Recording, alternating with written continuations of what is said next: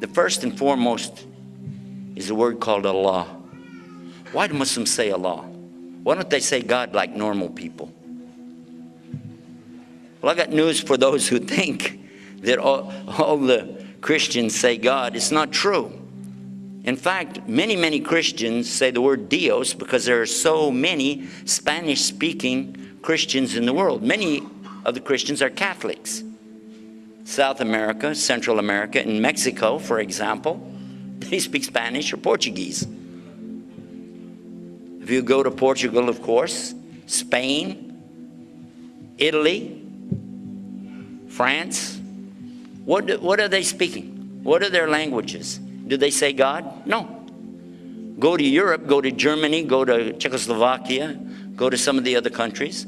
Christians there also don't say God. They have different words for God. Is that true? But every single Muslim on earth uses the word Allah. Do you know that? Every single Muslim on earth, 1.5 billion, all agree that's what we call Allah. And, by the way, all of the Arab Christians also use the word Allah. And the Arab Jews as well. The word Allah is in the Arabic Old Testament, page 1, 17 times. And the word Allah is in the New Testament, Alif Lam Lam Ha. So for the benefit of those who think that there's something wrong with using Allah, it was used before there was the word God. The word God didn't exist even 1,000 years ago because there was no English until the Normans invaded the Saxons in 1066 AD. What did they call him before that? The word Allah means, let's find out the meaning. It comes from the root ilah. Ilah means anything which is worshipped.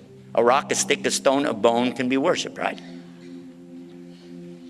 And you can say Al-Ilah, which means the God, still doesn't bring it to the level of the God as in Allah.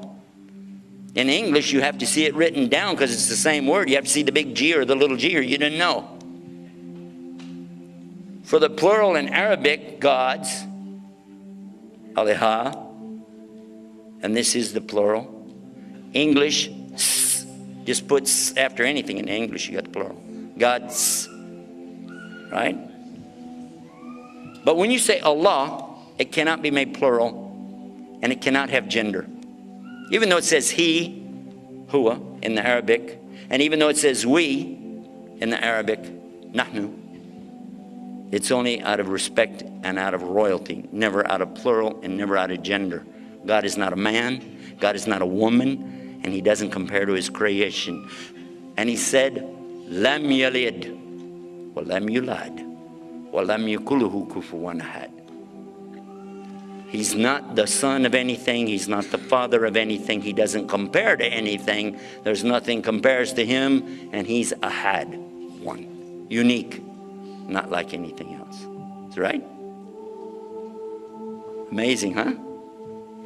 What's really amazing is that I found a similar verse in the Old Testament in the book called Numbers chapter 23, verse 19. God is not a man that he should sin. And God's not the son of man that he should repent. So there we go. We have some things right there that amazingly we're a lot closer maybe than we think.